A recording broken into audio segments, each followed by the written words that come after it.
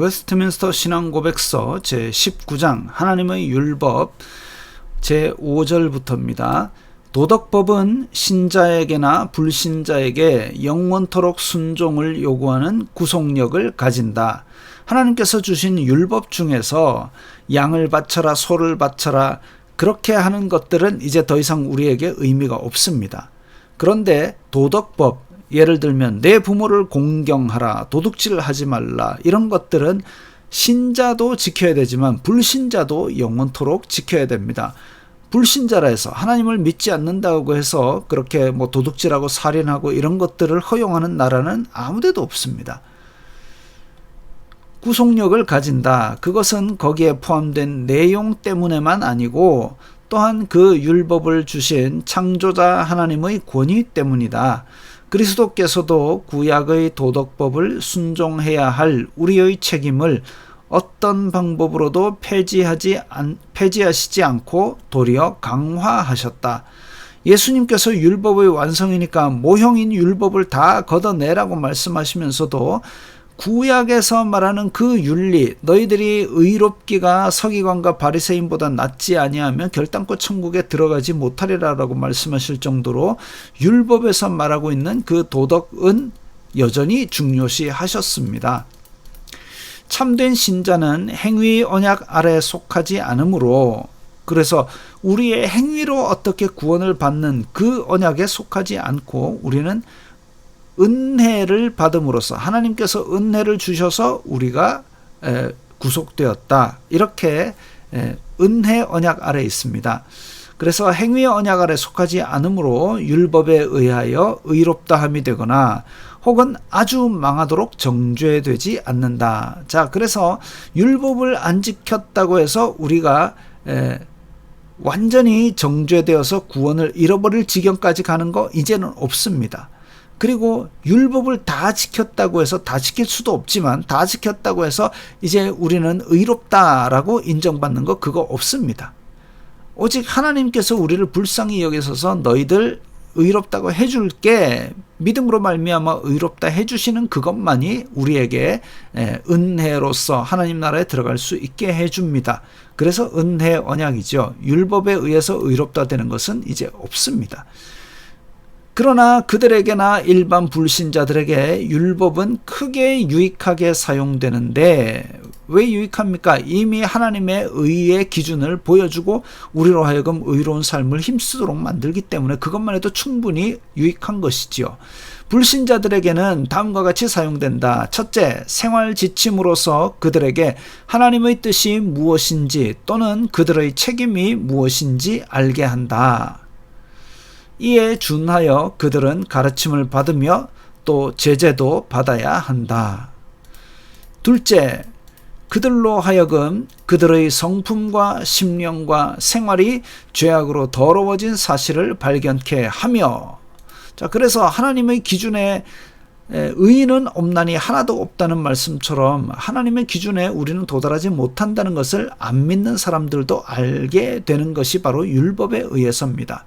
셋째, 그들은 율법에 의하여 자신을 점검함으로 더욱 죄책을 느껴 겸손해지며, 자, 율법으로 우리를 거울로 보듯이 돌아보면, 자, 우리의 부끄러운 모습들이 다 드러나는 거죠. 부끄러우니까 겸손해지는 것이죠.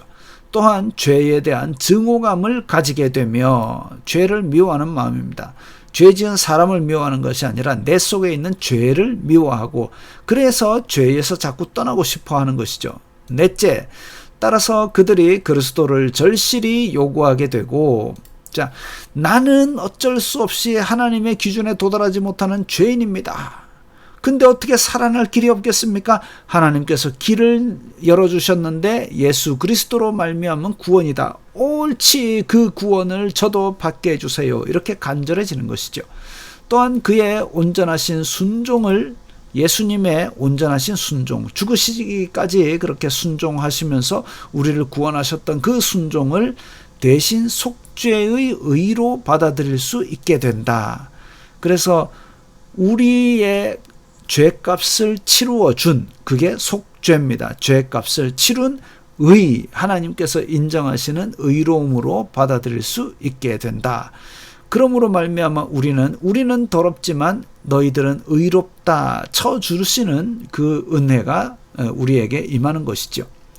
그리고 거듭난 자들, 참 신자들에게도 율법은 필요하다. 자, 안 믿는 사람들에게는 이렇게 구원으로 인도하는 방법, 구원으로 인도하는 이정표가 되고, 자, 믿는 사람들은 그러면 율법은 이제 믿게 됐으니까 다 필요 없느냐? 아니고, 첫째, 죄에 대한 율법의 금령들은 신자들로 하여금 옛 성품의 소원을 견제하는 데 필요하고, 자, 우리의 옛 성품은 자꾸 죄를 짓고 싶어 합니다. 자꾸 욕심을 부리고 싶어 하고 악독을 부리고 싶어 합니다. 그것을 견제하기 위해서 율법이, 하나님의 의는 그런 것들을 금지하고 있어 라고 말씀을 들으면 우리가 마음에 경계하게 되죠. 둘째, 불순종에 대한 율법의 경고들은, 자, 불순종하면 하나님께서 벌을 내리신다. 이 경고들은 신자들에게 그들의 죄값을 보여주며, 따라서 현세에 그들의 죄 때문에 무슨 고난을 기대해야 함을 보여준다. 즉 하나님께서 벌을 주심으로 그 잘못된 길에서 벗어나게 하시는 그 부분도 우리가 알고 믿으면서 죄를 지었을 때에 이제 그 죄과를 치르고 벌을 받는 그런 모양새도 우리가 이제 깨닫게 되는 것이죠. 그들이 참된 신자들이니만큼 율법의 저주, 곧 영원한 멸망의 저주에서는 해방되었지만 그 전제가 있습니다. 즉 우리가 죄를 지어가지고 하나님께서 매를 치셨다고 해서 우리를 영원한 지옥에 버리려는 그 매가 아니다라는 것이죠. 그래서 그 매를 침으로써 돌아와서 하나님의 다시 거룩한 백성의 삶을 살라라는 것입니다. 셋째, 율법의 약속들이 보여주는 것은 하나님께서 그 순종하는 자를 기뻐하신다는 사실이며, 또한 그들은 순종의 결과로 어떤 축복을 기대할 수 있다는 것이다. 자, 하나님의 의의 기준을 우리에게 보여주시면서 이건 마땅히 다 따라야 돼 라고 얘기하셨지만, 마땅히 따르는 사람에게 하나님께서 아이고 기특하다라고 축복을, 상을 주십니다. 그게 참 고마운 것이죠.